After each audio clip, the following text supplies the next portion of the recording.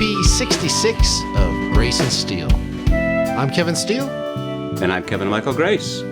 This is our New Year's party, and the theme for this party is 2017. Will it be a Moby Dick, or will it be a beached whale? We wanted a title to go with that picture of Lena Dunham as a mermaid sprawled on a beach. I don't think any other picture captures the zeitgeist of the outgoing year quite like it. Here we have an official Hillary Clinton campaign surrogate, a woman who had, just a week before the presidential election, released a video celebrating the extinction of the white male. Now, after the loss, in her grief, going on a spirit quest into the desert, sending out naked bathroom selfies, babbling about wanting to have an abortion even though she's not pregnant, and completing this momentous year with a fish fantasy. Looking ahead, culturally, politically, we must ask ourselves whether the pause, the degenerates, the proponents of cultural Marxism, that thing we call the left, will it regroup in the coming year or will it continue to recede? Will the Lena Dunham of the ocean become powerful and terrifying like Moby Dick, or will she remain a beached whale? I mean mermaid. What say you, Kevin Grace? Well, I think that it's significant that we're talking about Lena Dunham because the personal is the political, right? Okay. And we've seen with these people, with our enemies, that the personal is also the sociological. We saw the mental collapse that followed Trump's victory on November the 8th, and it hasn't gotten any better since then, has it? Well, I thought it might even get worse after the Electoral College.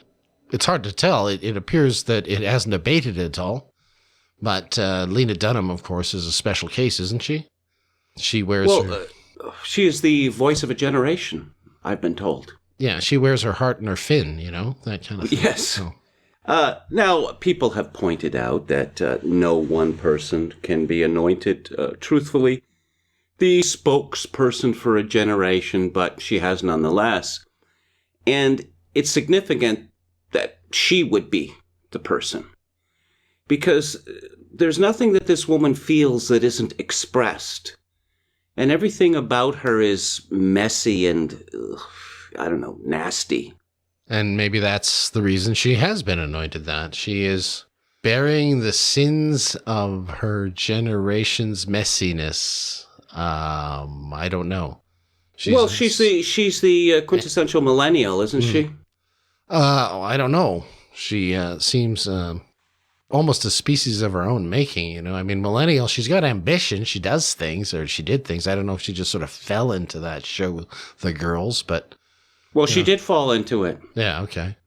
She made this so-called mumblecore movie, which nobody saw, called Tiny Furniture, which unaccountably ended up in the Criterion Collection. And you know how I feel about the Criterion Collection, don't you, Kevin? Well, actually, it sounds like you're kind of mad at it right now.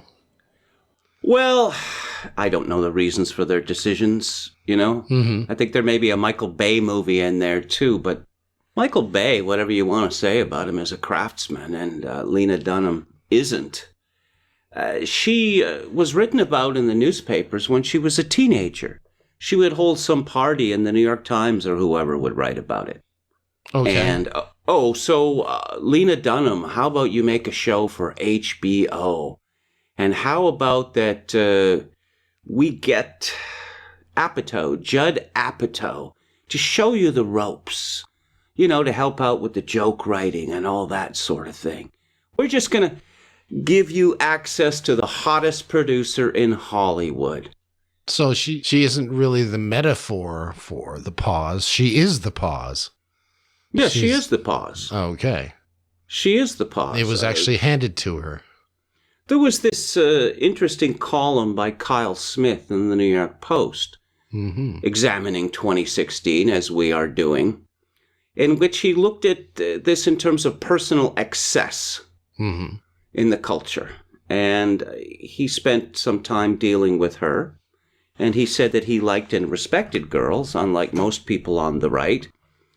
But that he was worried by his apprehension that Girls was turning into nothing more than a vehicle for Lena Dunham. And I thought, this Kyle Smith fellow seems smart. he didn't notice right from the very beginning that Hannah Horvath is Lena Dunham? Apart from this superficial business about her supposedly being coming from Normieville in Michigan, everything else about her, including her OCD and her sketchy personal hygiene, it's Lena Dunham. The show is her. There's no acting there.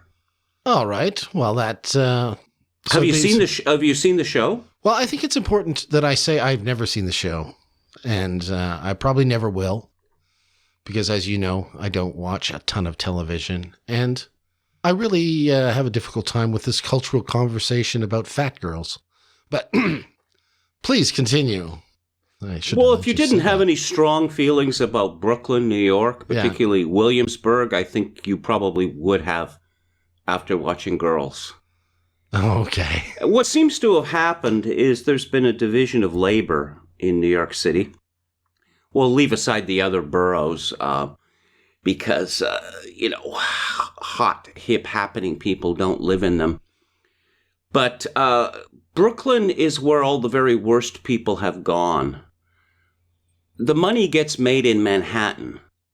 But these young hipsters, they don't want to live in Manhattan because they don't want to be close to where the money is made, where the sausage is made. They want to live in Brooklyn and pretend they are not the benefits, the direct beneficiaries of these rich people throwing money around.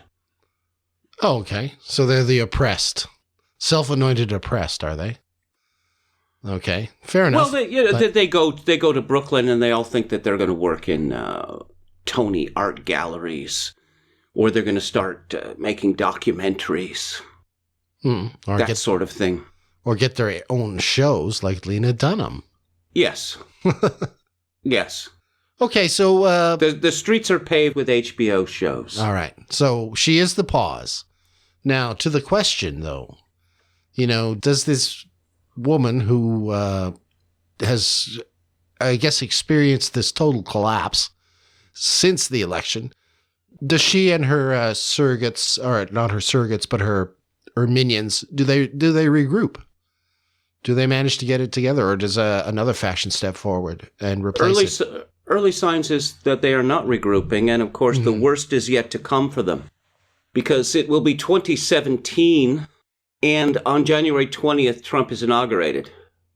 And you have seen this fantasy that these people are putting about that, none of the good people will perform at Trump's inauguration.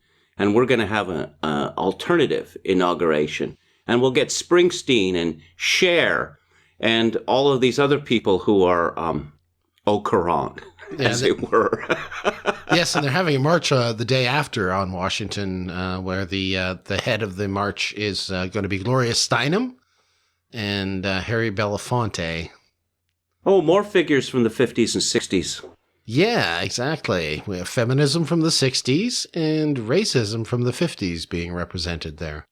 Harry Belafonte is 89 years old. And, of course, Steinem is 83. And I had a chance to quip on my Twitter feed that Washington is going to have its day of walkers and wheelchairs. I thought that was pretty good. Indeed. Gray power, they used to call it. Yeah, that's right. Yeah. Well, fair enough. But, I mean, it's I don't know how that's going to shape up. No, let's go back to Lena Dunham for a minute. She wrote an autobiography that came out, a year ago, 2 years ago. And, well, which she boasted about sexually molesting her sister. That's not the way that she sees it. I won't go into the details. They're disgusting. I think we went through it on the podcast previously. Yes. Well, I won't go through it tonight. She also made up a rape accusation. And by the way, this making up rape accusations came up on a Girls episode where she was... this impossibly handsome guy had taken a sexual interest in her. So she decided to make a mess out of this and started wailing about how you are not paying enough attention to me being sexually molested as a child. Now, that's probably not true, but you should care anyway. My point in bringing this all up is that if you look at a generation or an ethos which is based on hugging all of the worst things that could possibly happen and saying that this is what defines me, this doesn't strike you as a group that would be capable of providing much resistance after a defeat? Well, if she is the leader of it, no, it won't. You know, the worst is yet to come, and so she will be cast aside, and new leaders should step forward at that point. Well, we've had these other freakouts. We had the gay married couple shrieking at on a JetBlue airplane against Ivanka Trump and her children. Mm-hmm. We had that professor from Drexel University having this epic meltdown on Twitter and Facebook against this former friend of hers, a Muslim woman who had admitted she'd voted for Trump. Oh, right. Yes, that one. Sorry, I thought you were talking about the other guy, that the white genocide guy. We have the other professor saying that he was looking forward to white genocide as his Christmas gift. This is a white man himself. Mm-hmm. You saw that? I did, yeah. I couldn't tell whether that was a troll or not, because, I mean, he did say, well, everybody's saying that this white genocide stuff exists, and I'm saying it's not existing, and I'm making fun of it. So I wasn't too sure whether that was a troll or not. Could be taken. No, but he's identified as a anti-white activist. One of these white quislings. He's a Marxist. Yeah, I did see that aspect of it. So yeah, I mean, obviously he's a John Lennon type imaginary. We have the data that there has been a tremendous increase in sales of cheesecake and ice cream. Oh, that was on November 9th. That was the day after the election. Yes. Yeah. So. Yeah, it shot up. Okay, so there's that now. No, I'm seeing cheesecake. Here's this fellow. Here's this fellow called Terry Milewski, who's been a mainstay, a star, if you will, of CBC News for decades. Right. Yeah. And he wrote a column December 28th called "Goodbye and Good Riddance to a Ghastly Year." Yeah. It often seemed interminable, but 2016 has at last limped to the finish line. And for once, family, friends, and pundits seem to agree. They're all smiling grimly as they say good riddance to a ghastly year. Was it really as bad as they say? No, it was worse. Well, worse for whom? Yeah, well, it was worse for the side that lost, right? I mean, they were taken by surprise. Well, we were delighted that, Trump won and Brexit won, but both were predicted by our side, so... There were some moments of anxiety, but generally everything went according to plan. For them, everything went horribly wrong politically in the world, and continues to. Well, this idea of 2016 as the worst year ever, I thought, you could go back in history. I don't know. The years 1941 to 1945, they were pretty grim, weren't they? They were in black and white, so they don't count. You know that the millennials don't know of these years. Exactly. But Terry Milewski is an old man. I think he's as old as me, or perhaps even older, so he should have some knowledge of it. Yeah. A large part of the difficulty that the left has is the lack of what historian John Lukács called historical consciousness, and they don't have any. Mm-hmm. And this is what makes it hurt even more, I suppose. They just have this Whig interpretation of history in which today, whatever the day it is the best day in human history because the good guys, they win a little more each day. Yes, but now the rollback has started. And I firmly believe it is a long-term rollback. I think I am on record here as saying that the peak shitlib was back in the end of 2014, and it's been receding ever since. I don't know that it's been receding ever since. We had this supposed funny man in Canada, Sean Majumber, who is half Indian and half Newfie, half Bindi, half Newfie, right? Oh, okay. With his call for the white race to be bred out of existence. That happened after the election. And we have MTV. These are signs of desperation to me, though. Well, we have this already notorious this already notorious MTV video, but all the ways in which white people can improve themselves in 2017. But these are all attempts to troll. You know, as far as I'm concerned, they have seen the success of the trolls on the right, and they were demoralized by it. Now they think they're getting theirs back. No, they don't know how to troll. Well, I agree with you, but I don't see that as a sign of strength or a sign of that they aren't receding. I see it as them attempting to get their heads above water, but it's not working. No, what you might want to start with is keeping your head down for a little period of time. Under the water, as in being a fish. Well, let's put it this way. All of these things, Lena Dunham and the various incidents that I mentioned, they've had an effect, which is to make Donald Trump seem more reasonable. If that's the opposition and Trump is the alternative, well, Trump looks pretty good compared to these people. There is that, yes. I mean, I will go back to a point I made in a previous podcast on the weakness of the left, which is that for roughly 50 years, and you might say 60 years, these people have been doing nothing more than kicking down doors that were already open. In a way. But I mean, that was the weakness of the right as well, you know, that left them ajar. There was, I guess, a lack of backbone. There were some cultural corrections that were probably necessary. It's difficult to say. But they were in ascendance pretty much from the mid-50s onward. Well, what happened at Brexit was that the British people said, well, we're not buying what we've supposedly bought into, which is that Britain is going to be destroyed gradually, measure by measure, and there's nothing we can do about it. They said no to that, and we're out of Europe. With Trump, the situation that you had in the United States was the right said, and they stopped even pretending that it was anything other than it was. We are going to make a token effort to oppose this latest monstrosity, but never mind, in 2 or 3 years, we'll be on board. And in some cases, it doesn't even take that long.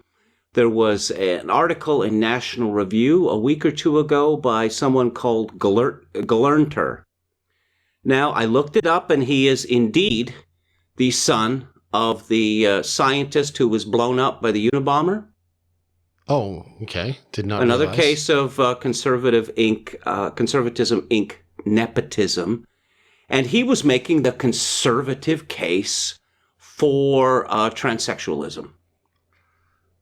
Yes, but I don't think anybody really cared a whole lot because nobody is really listening to them anymore, are they? Well, the point is that what happened in the United States this year is we've seen the rise of a movement that says no. This is what it says. It just says simply no. Okay. And these people have never been said no to, not seriously, in their lives. Right. So they are going to fight back once they realize that there's a whole bunch of people saying no. Now, they realize it. They realized it on the day of the presidential election. They realized it again on the day of the Electoral College. And on January 20th, it may hit them very hard. Does that awaken the beast? In other words, do they start the big pushback from their side at that time? That's what I don't think that. We're talking about two groups of people here. I think we're talking about three. We're talking about the SJWs, and then we're talking about the serious people like George Soros, for instance. Mm-hmm. Now, the difference between George Soros and any of these SJWs is that Soros went through a profound personal horror in Budapest in 1944 and 1945, and he internalized that. And eventually it gave him strength. The strength to determine that he was going to destroy Western civilization. And that's what he's been working on ever since that time. And he set out to make the money so that he would become an independent actor. That he didn't need to depend on anyone else's largesse. Okay. So he doesn't stop. Does he become one of the differences between someone like George Soros and the SJWs is that these SJWs typically work in the government sector or they work in the NGO sector. They don't have independent means. They are dependent upon government or NGOs to survive.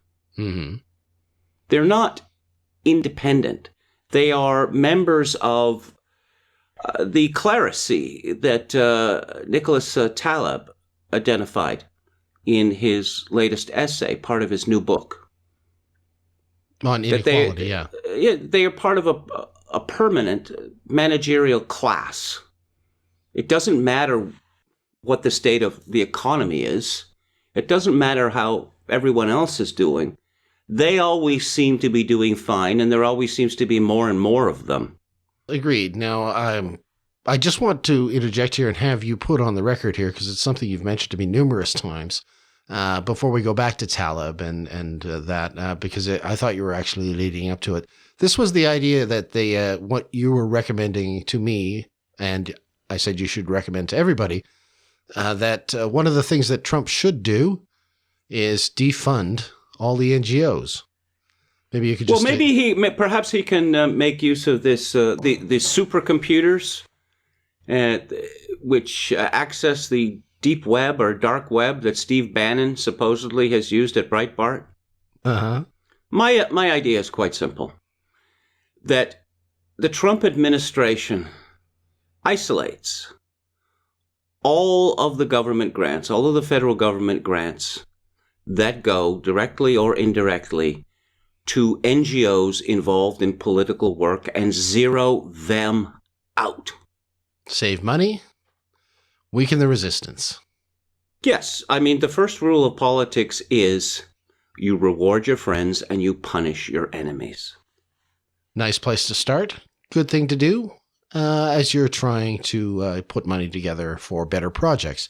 Yeah, I think that would be really grand. Now, you're going to create some unemployment when you do that, and a whole lot of gnashing of teeth in the alternative media. That is the what you would call the foundation media? I don't know. What do you call it? We call it the mainstream media. Oh, okay. No, but you see, who supports the left? Well, the media supports the left, and the NGOs support the left. Now, the media is going through very serious structural problems. Mm-hmm. And will likely not survive in its current forms for much longer. So they're already tremendously weakened, but the NGOs seem to go from strength to strength.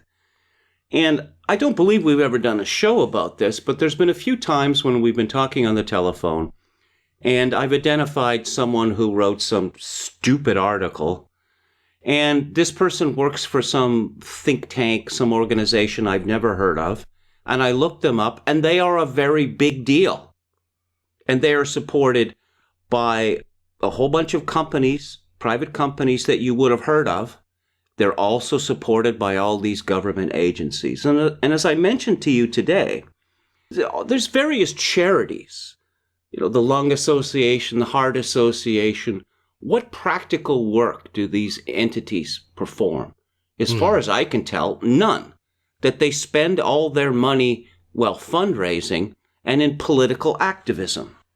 Yeah, that political activism might include fake news. In fact, there was a story today that I did fail to send you before this podcast that I wanted to send you, which was about the British government financing some news enterprise centered in Turkey that was offering to pay something like $17,000 a month to some journalist to produce anti-Syrian propaganda.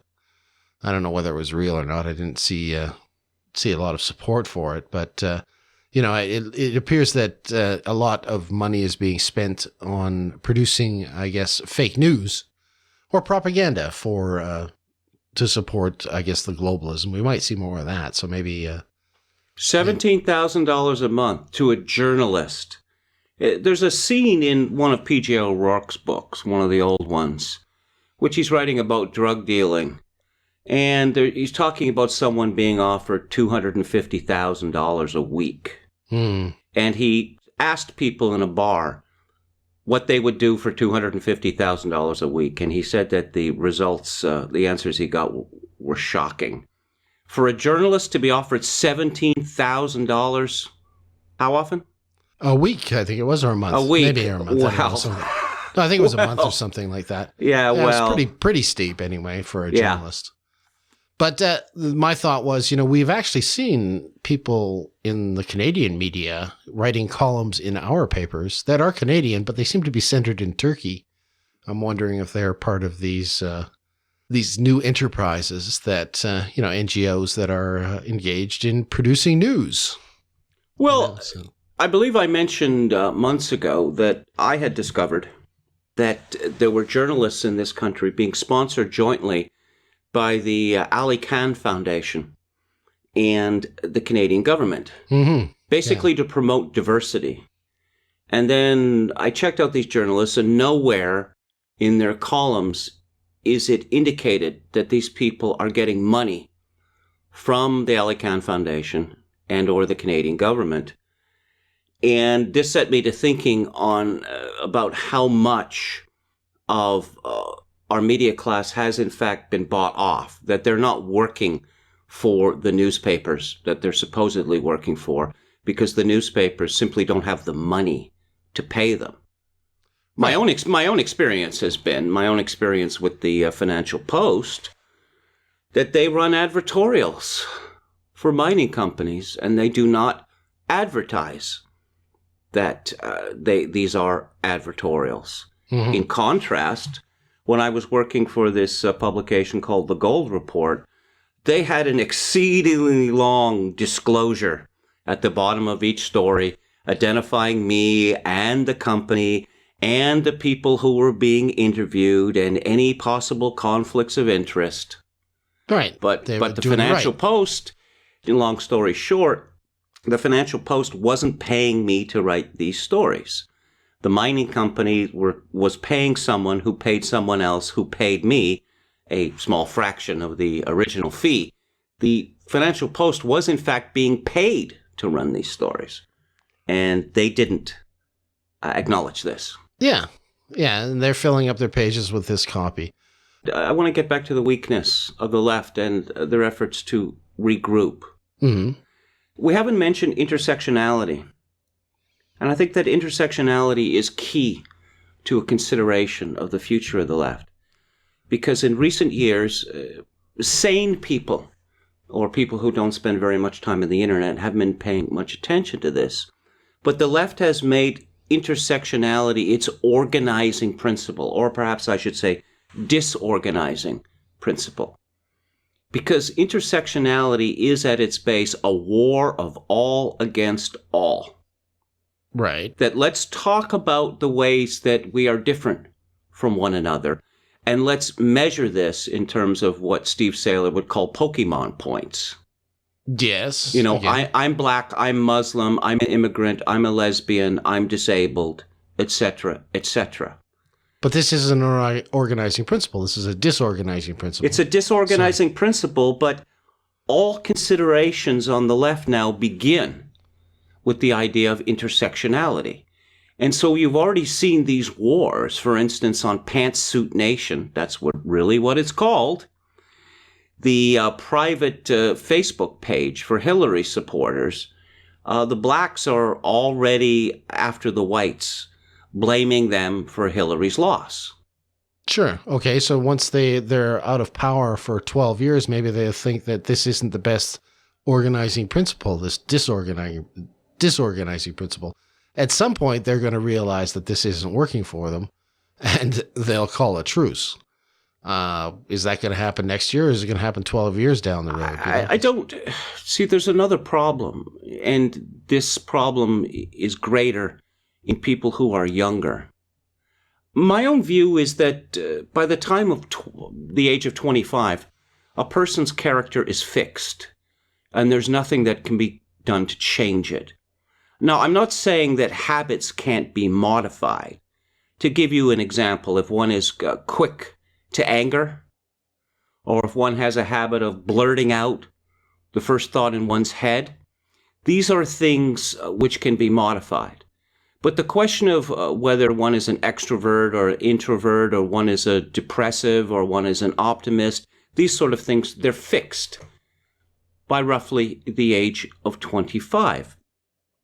Now, I'm thinking about this in terms of this extraordinary outburst, a series of outbursts that we've had this year. Part of the reason why 2016 is the worst year ever, because a bunch of famous people have died. Now, we covered, I believe we talked about David Bowie, and we talked a little bit about Prince. But famous people die every year. But the longer we go, the more personally this seems to be taken. And the strange thing, of course, is that very few people have any connection, personal connection, with these dead people. They just have a virtual connection. I've been watching the Breaking Bad marathon on AMC. Now, it's not the first time I've seen the show. We're probably up to, 6 or 7 times I've watched the whole thing. But there's a conversation that Walter White has with a much younger cancer patient who's simply knocked for a loop by him getting cancer in his 30s, in which the question of control and one's destiny comes up. And what Walter White says to this younger man is, what you don't understand is that every life comes with a death sentence. Now, it's typical in people that they have an intellectual understanding of death from an early age, because they're told that people die, and they ask, well, what does this mean? Well, this person used to be around and isn't around anymore and isn't coming back. But it's my belief that people generally only get a visceral understanding of death, particularly as it affects them when they get into their 20s. And they often have a hard time dealing with this at first, because they realize that, as Jim Morrison famously sang, no one here gets out alive.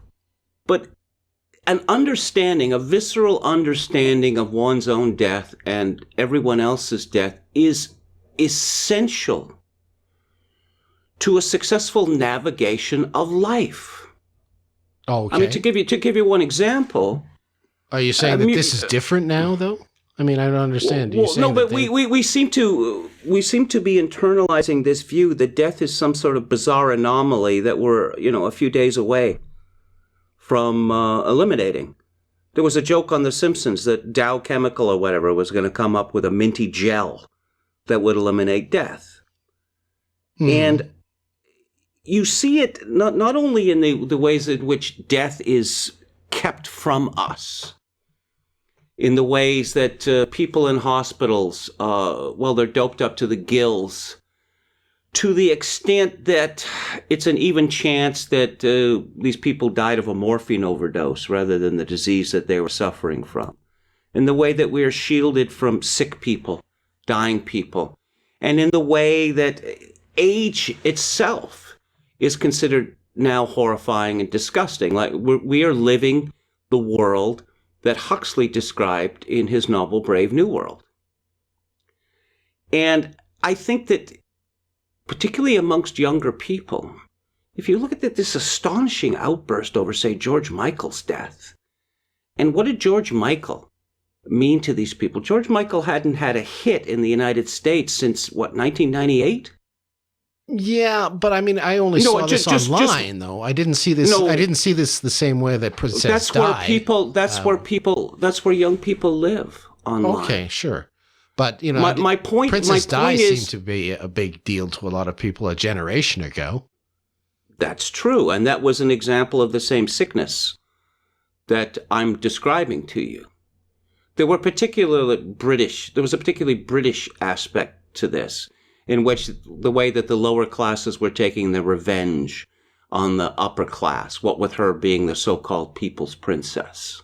Fair enough, but my point in bringing this up is that you cannot expect people who are incomplete, broken as it were, as human beings, to present much of a political threat. I think this affects people both on the left and the right, doesn't it? I mean, I can't say that, the right is far superior, because they have dealt with their mortality, whereas people on the left, young people on the left, don't seem to have done it as efficiently.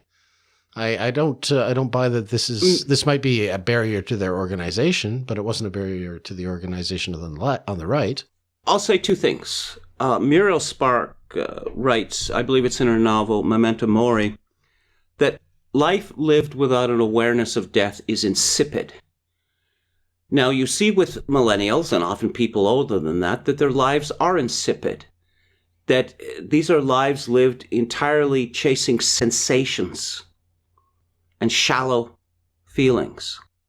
The second point, I mean, there are all sorts of problems on the right, of course. We're talking about the left now.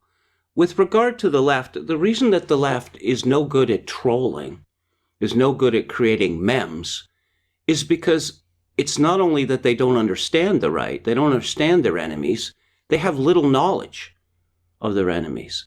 We have the advantage of their world is the world that we live in. We're the fish that swim in their world. They created this world. We have no choice but to try and understand it.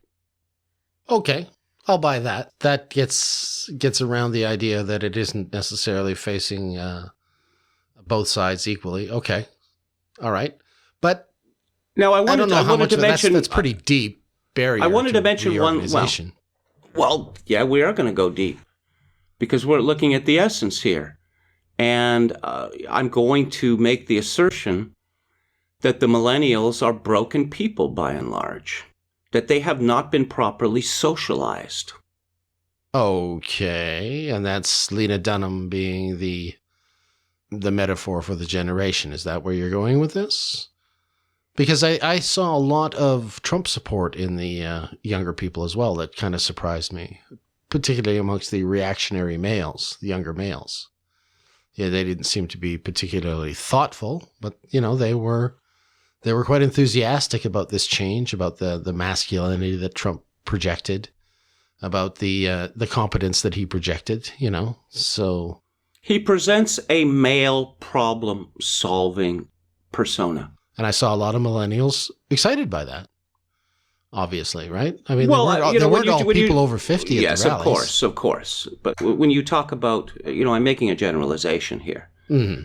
I'll just repeat something I said in an earlier podcast, that Donald Trump uses his full name, his full Christian name. He dresses in a business suit, a sober business suit, and a tie. None of this larking about with no tie and the collar open and I just found some clothes on the floor and put them on because I'm just a normal guy just like you. No, he presents an old-fashioned seriousness that the world, particularly the United States, is not working, crippled, as Trump said, and now we have to bring in the serious people, and particularly the serious men, to do something about this. That for want of a better word, the millennial ethos is based on this idea that everything's going to get better and better. Well, why? Just because. Now, things have not been getting better and better for particularly the working class and the lower middle class since the 1970s. They've been getting worse. And things have become substantially worse since 2008. But the people we're dealing with, our enemies, are divorced from these realities because they are part, real or aspirational members of this clerisy that Taleb was writing about. And I wanted to mention here Hillary Clinton. That if you look at, this extraordinary bitterness, that this peak that she is displaying in the wake of her loss, that if you look at her campaign, I'm reminded of this David Mamet movie called Spartan, in which Val Kilmer, who's the Special Forces sergeant, that this trainee on this course, he can't hack it anymore. And, do you want to quit? I can't hack it. And Kilmer says, you've had your whole life to prepare for this. Why weren't you ready? And this is the question that I would ask of Hillary Clinton. That you just see this arrogance, this idea of, it's my turn. I'm entitled. I don't have to even bother to try to craft a message which is going to draw Americans to me. And you see this, her reaction to the inspirational Trump story. That, oh, well, he went bankrupt. And, oh, he got loans from his father. I'm thinking, do these people know how the real world works? I mean, they were never in that world. They were never in the for-profit world.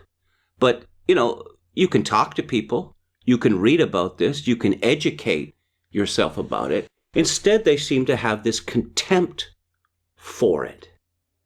Okay. And Hillary Clinton was the woman who's, she was running on her resume, all this experience, national experience and world experience, bad experience, as Trump famously said. But what's the use of experience if you learn nothing from it? Okay. And I think that she's not a millennial. Yeah. She's a boomer. She's a boomer. Mm-hmm. But you just see this regression in her. And there was no reason that the SJW should have been allowed to become the power that they came, except that their rise was encouraged and fostered by older, more powerful generations. Yes, Gloria Steinem and Harry Belafonte, which is the reason these non-millennials will be at the front of the parade on January 21st. They are the people that are supposedly handing the torch off now. They're reaching deep into the past to find an organizing principle here. That's what I see with this march. Very symbolic. The leadership of the global elite could have attempted to squelch the rise of the social justice warriors. They could have said that we were looking for more seriousness. Instead, they decided to dive into this vat of feelings because it makes it so much easier. Because, we should do this. We must do this. Why must we do it? Because ma feels. Well, then you don't have to explain anything to anyone. Then you don't have to craft an argument. You can simply make the argument that people's feelings will be hurt if this thing doesn't happen. And if you look at the argument, for instance, for trannies in bathrooms, oh, no, we can't have these trannies weeping. Yeah, okay. Well, what about the children weeping when they find some freak in their bathroom? How about them? Yeah, they were willing to put up with this, and they were willing to let it slide, I suppose, because, they had such control over the culture that they allowed these people to rise. But, when it came down to, the street level, Soros was willing to hire people that were going to mix it up. He was willing to pay, Black Lives Matter to go burn things down. These were, these weren't SJWs sitting behind a keyboard. They were out in the streets making a mess of the place, right? So I'm not going to make a great case for James Baldwin or any of these other black leaders of the 1960s. Your Stokely Carmichaels, your H. Rap Browns, your Huey Newtons. They were giants in both intellect and seriousness compared to the likes of Ta-Nehisi Coates and Jamel Bowie. And who's that fellow in Toronto? Is his name Desmond Cole? Is that his name? Yeah, I think so. These are petulant children. I don't see much of an intellectual heft on the left, but I do see, I guess, muscle, paid for muscle, that is willing to, create anarchy. And maybe that's going to be what the leadership is going to fund. They probably won't fund a lot of Jezebels, but they may end up funding a lot of street riots. I don't know what their intention's going to be, but I know that they have, put money behind some anarchic muscle. And there's this movie that's coming out in January. You've probably seen the ads. You've probably seen it talked about on the internet. It's called Hidden Geniuses or whatever. It's about how 3 black women saved the American space program. Yeah, we've talked about this. And the commercials that the most important NASA mission in history. No, I would say that Apollo 11 or Apollo 13 was the most important NASA mission in history. The first time a man has been put into space. No, the Russians were leading the space race at that time. But this is all part of a piece that we're going to go back to the 1960s again. And what do the 1960s mean to anyone under the age of 40 or even 50? Let's relive the glorious civil rights era. Well, that's what it means to those people. I suppose the alternative is actually looking at the consequences of the civil rights movement. And the primary consequence is a halving of the black community. That half the blacks in the United States are sponsored by government or by big companies, and the other half are left to rot in the inner cities in lives of unimaginable horror. So, my verdict is civil rights movement, a failure. But let's not look at that. Let's just, let's go back to the glory days of, let's relive Jim Crow one more time. Well, if they relive it in fantasy, if they just end up making television shows about women presidents, I don't suppose that's going to harm anybody. They can live in fantasies for the next 4 years or even 8 years or 12 years, whatever. That's not necessarily regrouping or organizing. That's living on a beach with a fin on your bottom. Like Lena Dunham's fantasy is all it is, right? I'm going to live in the sea for the next 4 to 8 years, right? Oh, maybe she sees herself like that movie Splash, Daryl Hannah. Maybe she sees herself as Daryl Hannah. Maybe that's her spirit animal. What is the left striving for? What does it want? Well, it, according to the theory of cultural Marxism, it wants the destruction of Western culture, the destruction of the white race. It wants everybody atomized and easy to control in a sort of monoculture around the world, Yeah, but you're talking more about praxis than goals. It's not enough to say that we're destroying this. What do we get out of it? Well, I told you get a culture that is easy to control, right? But again, this is praxis. Okay. Well, I mean, obviously, if you are trying to inspire people, oh well, that's different. What is it that you're offering them? You're offering them a good time destroying things, I guess. You're offering them maybe a slice of the spoils, perhaps. Whatever running shoes that they can gather up as they rampage through the city. I'm not sure exactly what they're offering in terms. And of who's going to pay for these spoils? Obama roughly doubled the American national debt from 10 trillion to 20 trillion. That is to say, an increase of roughly $10 trillion in 8 years. And what did it buy?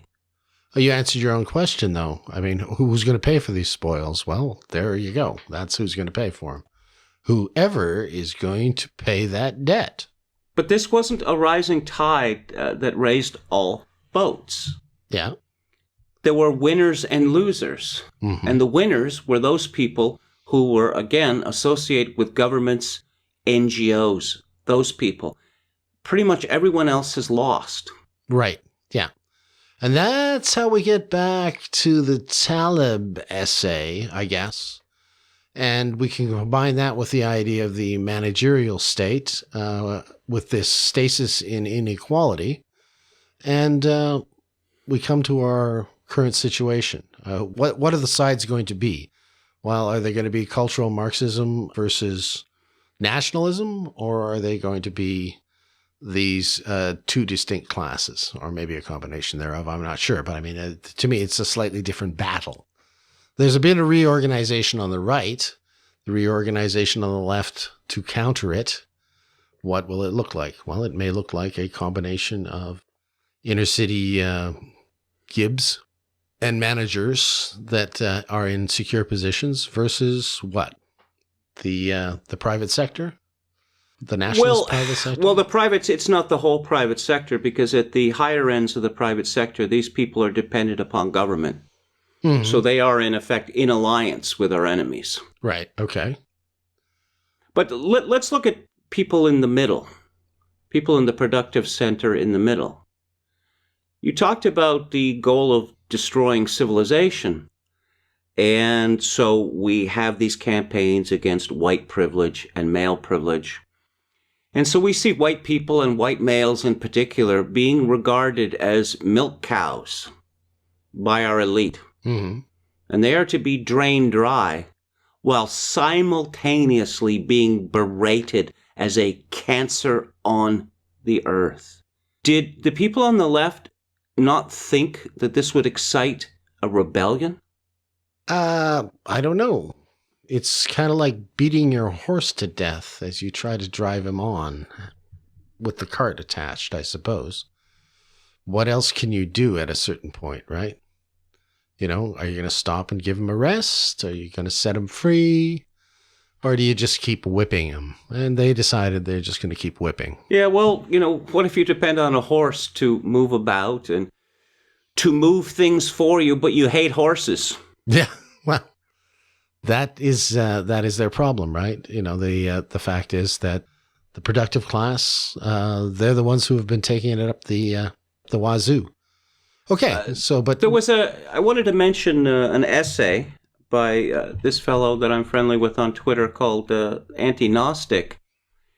And I gather he lives in Atlanta, and he was talking about how the city sales tax there had just been raised from 8% to, I believe, 8.9%, although we can check this. And Atlanta seems to be growing. What do they need this money for? I mean, a civic sales tax of 8% is already rather high, to put it mildly. So it's going to go up to 8.9%. And he saw this as an example of scale, that this is a disadvantage of scale. We always hear about the economies of scale. This is a diseconomy of scale, right? Well, that's what I would call climate change, carbon taxes as well. A disadvantage of scale. Same thing. And he rather came to the conclusion, or his commenters did, that what we're looking at here, why does government need more money? It needs more money because it needs to hire more bureaucrats to supervise the bureaucrats they already have. That aren't doing anything. Well, you know, we were talking about organizing principles for the left, and I guess when I was saying, you know, there's these factions of the Gibbs and there's the factions of the managers, maybe they could unite. They could use as an organizing principle the simple threat to their existence.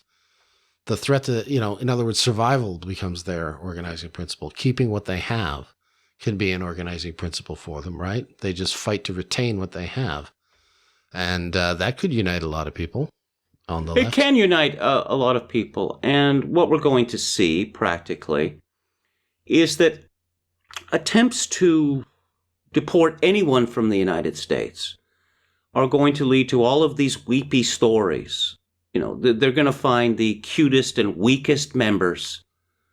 Oh, well, he didn't do nothing, right? Mm-hmm. I mean, even people who are just criminals, if they find a cute one who says the right things, how can you tear this person away from the life that he's built in the United States?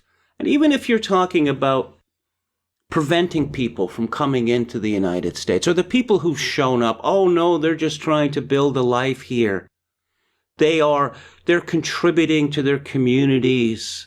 They formed bonds. This is monstrously cruel. So we are going to see a media-led, SJW, elite-led revolt against this. How powerful it will be remains to be seen. In terms of, as you mentioned earlier, people losing their jobs. Well, you know, the people who would be losing their jobs have money and they have powerful friends. So they are going to be kicking up a huge fuss. But to go back to the Taleb essay, he makes the point that we see this resistance against, this anger towards the rich salarymen, as he called them. Mm-hmm. What have these people ever done to deserve the money they have? And I think that Hillary and Bill Clinton would be a perfect example of that. How did they get to be so stinking rich? I mean, what wealth have they ever created? But you see smaller versions of this amongst, your assistant coordinator for diversity for a city or a state or within the federal bureaucracy or in a university campus or even within a Fortune 500 company. These people seem to be parasites. Mm-hmm. And yet they have no shortage of money. And as Taleb pointed out, they seem to be the ones carrying on about inequality because there are other people richer than them. Right. Yeah. Very central, I think, to a lot of this will be that type of inequality that Taleb identified because, one thing I recognized in his essay that he provided for was the American dream. There is the American dream.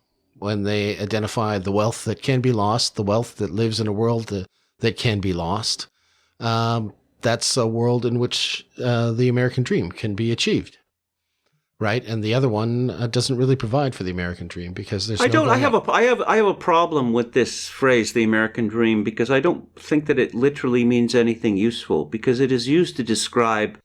Well, for instance, when these lefties are going on about trannies in bathrooms, well, that's the American dream. Isn't it? That these people will argue with a straight face that doing whatever you want, whenever you want it to, in front of whoever, that's the American dream. My view of the American dream and the way in which America differs from continental Europe is that we don't have these powerful ties of class and tradition holding people in place. Mm-hmm. That people who are willing to put in the effort, nose to the grindstone. Yeah. That sort of thing, that they can make decent lives for themselves and their families. Well, that's the sense that I was using. That's how I understood the American dream. Well, that's how I understand it as well, and that is the sense that I was using it in. And, I guess mine is just not updated or jaded with a lot of modern nihilism. Mine is more an old movie kind of American dream, the kind of thing they used to talk about in the 30s, I suppose. Oh, the kind of thing that you see in It's a Wonderful Life. Yeah. Owning your own home rather than being forced to live in Pottersville. Yeah, exactly. That kind of thing. Pride of place, ownership, community, all that stuff, right? Yes. So there we go. That's what I mean by it allowed for mobility. The American dream has been conflated with this idea of choice. And choice is death to community. Because if everyone has individual choices, then community is not possible. Community requires a communitarian spirit. And the communitarian spirit means that people suppress their own desires for the greater good. Well, I mean, there's been a form of that kind of rigidity in communities. It's usually expressed architecturally and no other way. In other words, there's the window dressing of community and conformity, and then everybody else, it's whatever floats your boat. It goes on inside your house or out. But, it's a very shallow kind of community and conformity. Not deep ties is all I'm saying. I was simply pointing out it's there, and that's kind of what they're relying on, right? I mean, gay marriage is a form of marriage, isn't it? Isn't marriage good? Shouldn't everybody be married? Et cetera, et cetera. Yes, and gays should be allowed to marry, as Andrew Sullivan famously argued in a book, that because they're virtually normal. Mm-hmm. Yeah, well. But as we saw in the coverage of George Michael's death, this top gay, this gay icon, his life was hardly normal. It was depraved in every way. Just depraved in every way. There seemed to be no excess that he did not partake in. Well, some would argue that is actually the more common gay lifestyle than the affected marriage. I'm not sure about that, but no, we've been telling ourselves lies about this. That even Dan Savage, the popular advice columnist, he was asked about his own marriage, and he said it was monogamish. Yeah. There's no fidelity there. Yes. Yeah, exactly. But we all decided to pretend otherwise. Well, maybe that's what's going to end is this, I guess, sort of pretend world that we've been living in. I'm not sure. And if the left wants to go on pretending, well, they can, be Lena Dunham on the beach, but nobody's really going to take her seriously as a fish, right? That's the thing. Let's see what happens to reality programs on TV. Ah, nice bellwether. You just came up with that too, I bet, because you haven't said that yet. Yes. Reality programs are an outgrowth of the celebrity worship that we previously saw in magazines. Mm-hmm. Like People and In Touch and the like. This strange phenomenon whereby people felt closer to others that they had never met and they would never meet than to their own family and friends. Right. And reality shows gave us a deeper illusion that we were living inside these people, that they were in our homes, that we saw what they did every day, all of the quotidian activities of all of these people. Mm-hmm. Now, Edward Luttwak explained this in his book, I think, The Death of the American Dream. And he mentioned some other things. For instance, why there was so much widespread support for something which just seems appalling, which is these preposterous personal injury judgments. The idea is that life is a bent casino in America and that the American dream has failed. You can't expect to get ahead by your own merits and your own hard work. So you need luck, or you need someone putting a thumb on, your scale. Mm-hmm. And we see this with reality TV, that people look at the Kardashians. Well, what do the Kardashians have? To put it crudely, big tits and big asses. Now, Kim Kardashian seems to have a fake ass. I'm not making that up. The butt implants is a real thing. I mean, she's well endowed, but lots of women are well endowed. She has no talent. None whatsoever. But the idea is that perhaps I could become one of those people. And thus we saw these, 16 and pregnant? Mm-hmm. I didn't know I was pregnant. All of these shows about horribly messed up people. Jersey Shore, another example of this. Hey, I'm an idiot who likes to party. Why don't they make a show about me, Party Down South? That I can't get ahead. How could I possibly get ahead? Am I supposed to go to college, to university, and come out owing $50,000 and not being able to get a decent job? I mean, what's the point? But maybe if I impress some producer at MTV about how interestingly fucked up I am and my friends are, maybe then we'll get famous and rich. Interesting. You seem to be suggesting that perhaps we should have the photo with Kanye and Trump as our cover instead of Lena Dunham. Because, we've got that split going on. And maybe that's the thing to watch this year.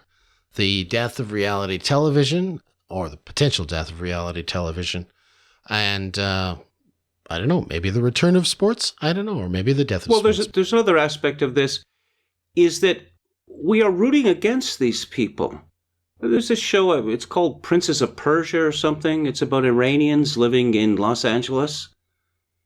Mm-hmm. These people are wholly deplorable, and you have to cheer against them. Right. This British show, which become an institution, The Only Way is Essex.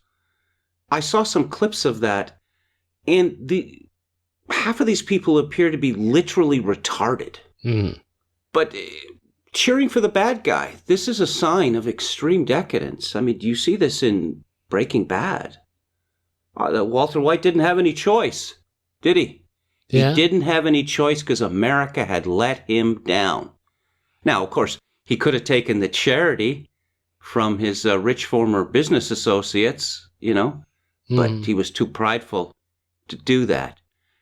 I would suggest to you that this is a bellwether.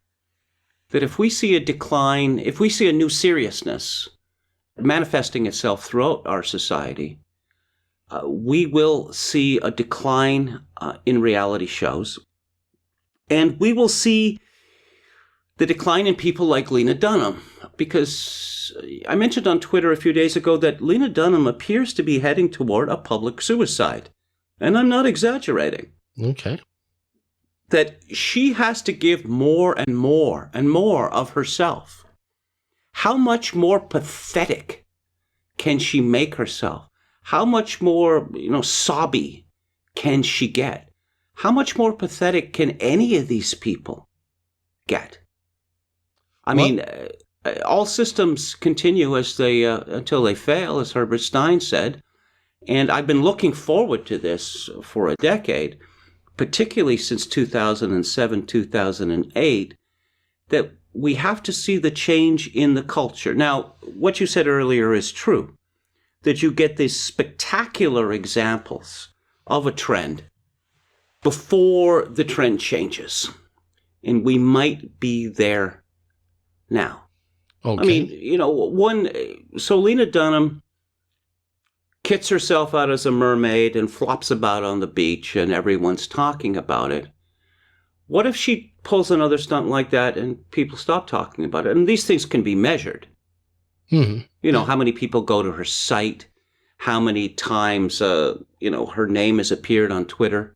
Right. That sort of thing. This idea that, that it's time for us to grow up. Yeah, to grow up in all sorts of ways. A new seriousness. Yeah. I mentioned this acceptance of death. And I'll say one last thing with regard to that. That one of the things that obtains with an awareness of one's own death is an understanding of one's insignificance in the scheme of things. I am saying this, you must listen to me. Well, why? Why must I listen to you? When people become aware of their own deaths and the deaths of everyone else, they become more spiritual, in a genuine sense. And this would be another thing that we should look for, is a growth in religious attendance, particularly in denominations which are serious. And we should also look for a change in the nature of these religious denominations themselves. Okay. That most of them have gone full SJW, and the Catholic Church is almost full SJW. So one would expect that if the culture is changing, we would see a tremendous change in the churches as well. Okay, there's two then we can latch on to for 2017. The change, the depression of the reality shows, and the ascension or reawakening of the churches. Just before we end our show, I did want to take a moment to thank those people who have contributed and participated in our fundraiser for this end of year, 2016. Your money and gifts are tremendously appreciated. I want to encourage those who haven't given. We're going to keep this up till they turn over in the calendar. So you go to our website at twokevins.com, hit the donate button, and send us some cash if you can. We really do need it to keep the show going, and we really appreciate it. Did you want to add a thank you as well, Kevin? Yes, the other Kevin has told me of some of the donations we have received, and I am quite gratified and grateful for them. Excellent. Okay. I guess this is goodbye for 2016. Hello, 2017. So we're going to call an end now to episode 66 of Grace and Steel. I'm Kevin Steele. And I'm Kevin Michael Grace.